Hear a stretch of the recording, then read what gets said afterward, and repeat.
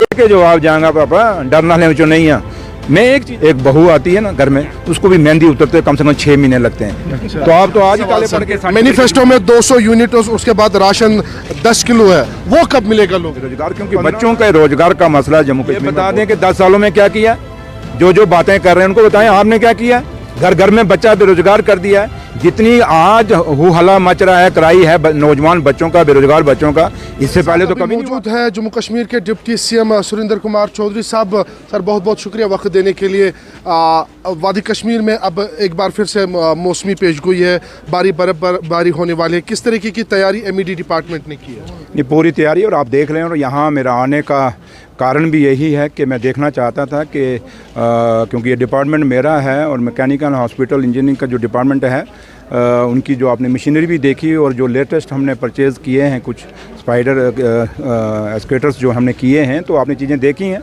तो लिहाजा जो मैंने देखा, और क्योंकि मैं परसों का कश्मीर में हूँ और सड़कों में देखा, अब कुछ चीज़ें हैं कि हम कहें कि एक दिन में ही सब कुछ साफ़ हो जाएगा, वो नहीं हो सकता। बट काफ़ी हद तक, कल मैं पहलगाम तक भी गया और कश्मीर में भी काफ़ी सारा इंटरनल में घूमा, काफ़ी सारा फ़र्क है और काम किया है। और लोग भी महसूस, क्योंकि काफ़ी सारे लोगों से भी मैं मिला, इंटरेक्शन मेरी उनके साथ हुई, उन्होंने भी बताया कि नहीं काफ़ी फ़र्क है। और इससे पहले जो होता था, कोई पूछता था ना, लेकिन ऑनरेबल सीएम जम्मू कश्मीर के जनाब उमर अब्दुल्ला साहब खुद देखें कि कितनी मीटिंग स्नो क्लियरेंस पे हो चुकी हैं।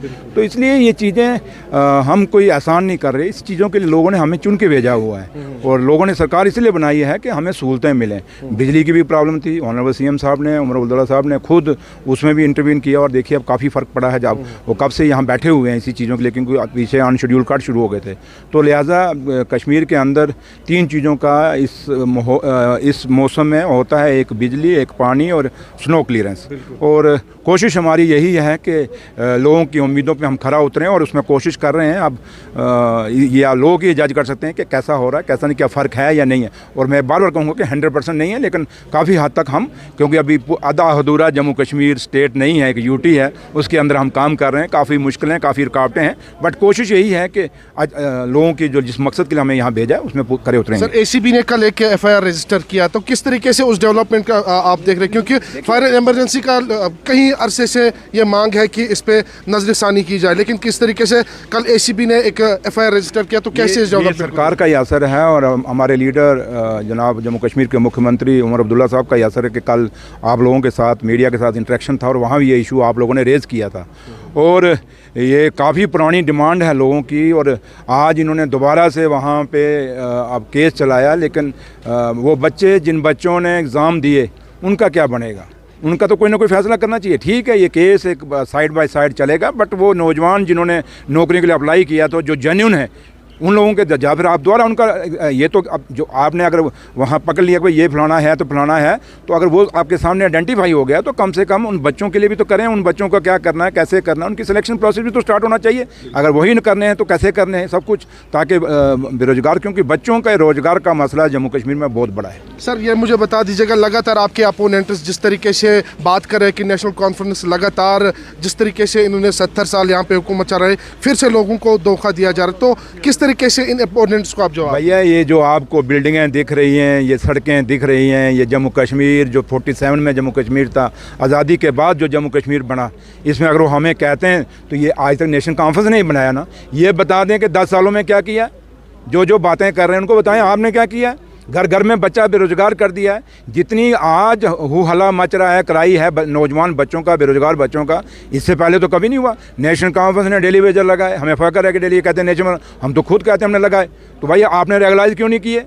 और दूसरा, हमने कितने लोगों को मुलाजमत दी, टीचरों को लगाया, कौन सा ये इंजीनियर्स जो हमारे टेक्नोक्रेट इंजीनियर थे, हमने सेल्फ हेल्प ग्रुप बनाया नेशनल कॉन्फ्रेंस ने कि वो रोज़गार कर सकें और अपना पैसा कमा सकें। ये आप भी जानते हैं कि जम्मू कश्मीर एक बहुत छोटा सा जम्मू कश्मीर है, यहाँ हर आदमी को नौकरी नहीं मिल सकती, बट कुछ तरीके तो अपनाए जा सकते हैं। ये बताएं कि नौजवानों को क्या करने के लिए, आज कितनी पोस्टें खाली हैं, कितने वैकेंसीज हैं। हॉस्पिटलों में चले जाइए, PHE में चले जाइए, PDD में चले जाइए, आप PWD में चले जाइए। एक वक्त था नेशनल कॉन्फ्रेंस जब टाइम होता था, बारिशों के बाद जब बारिशें ख़त्म होती थी, उसके बाद सड़कों के किनारे कितने बड़े बड़े पेड़ हो जाते थे भांग के, तो उनको काटने के लिए लोग होते थे। आप देखें जब बारिश के बाद, बरसात के बाद जब सड़कों पे जाओ गाँव में, आप रोड दिखता ही नहीं है। तो इसलिए सुनिए, ये अब हमने काम किया है और हमेशा पत्थर कहाँ पड़ता है, सफेदे के पेड़ पे कभी कोई पत्थर नहीं मारता, हमेशा जहाँ फ्रूट लगता है पत्थर वहाँ मारते हैं। नेशनल कॉन्फ्रेंस काम करना जानती है। सवाल सर, मैनिफेस्टो में 200 यूनिट और उसके बाद राशन 10 किलो है, वो कब मिलेगा लोगों को?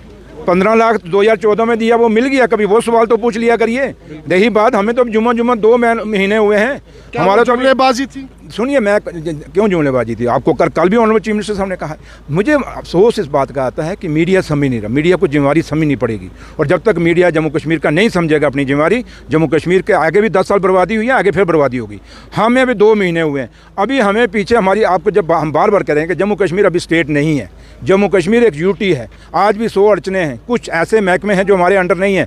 आप बताएं, लॉ एंड ऑर्डर किसके पास है? पुलिस किसके पास है? IPS IAS ऑफिसर किसके पास है? डिपार्टमेंट कह रहे हैं कि उनके पास। सुनिए ना मेरी बात है। तो इसलिए मैंने आपको कहा IPS IAS ऑफिसर हैं जो आज लोग कमिश्नर सेक्रेटरी लगाए, किसके लगाए हुए हैं? वो उनके लगाए हुए हैं, DCs कहीं लगाए हुए हैं। तो इसलिए काफ़ी चीज़ें हमें हम चाहते, क्योंकि हम जब काम करेंगे हमें तब्दीलियाँ चाहिए, हमें एक अच्छे ऑफिसर काम करने वाले चाहिए। लोग इंतजार करें कि कब तक। भैया सुने, कितनी जल्दबाजी में क्यों? हमें 5 साल का मैंडेट, मुझे लगता है आप मेरे से ज़्यादा जल्दी में हो। आराम रखो, सब्र रखो, थोड़ा काले नहीं पड़ो। दे के जवाब जाऊँगा पापा, डरना ले चो नहीं है। मैं एक चीज़ आपको कहता हूँ, 2 महीने एक बहू आती है ना घर में, उसको भी मेहंदी उतरते कम से कम 6 महीने लगते हैं। तो आप तो आज ही काले पड़ गए हो। हमें अभी टाइम तो दीजिए, अभी 2 महीने में आप कहें कि पूरा बिगड़ा हुआ निज़ाम हमने दोबारा पैरों पे खड़ा करें। ये कभी आया कोई चेक करने के लिए? यहाँ इनके साथ मिलने आया मैकेनिकल पास? कोई आया देखने के? सुनो क्लियर समझिए, ये नेशनल कॉन्फ्रेंस की सरकार है, ये उमर अब्दुल्ला साहब की सरकार है, ये डॉक्टर फारूक अब्दुल्ला की साहब की डायरेक्शन पे हो रहा है। तो इसलिए आप थोड़ा सब्र रखिए, ज़्यादा जल्दबाजी में मत रहिए। आपको सब्र कह रहे हैं कि 10 साल में हमने सब कुछ। हम भाजपा के जवाब देनी है, हम लोगों को जवाब दें। बहुत बहुत शुक्रिया। ये हमारे साथ मौजूद थे deputy chief minister Jammu Kashmir Surinder Kumar Choudhary साहब। तफसीलन जानने की कोशिश की है और कहते हैं कि जल्दबाजी में कुछ नहीं बदलता है, वक्त आने पे सब कुछ बदलता है। बाकी अपडेट्स आप तक पहुंचाने की कोशिश करेंगे, तब तक आप देखते रहिए जेके न्यूज़।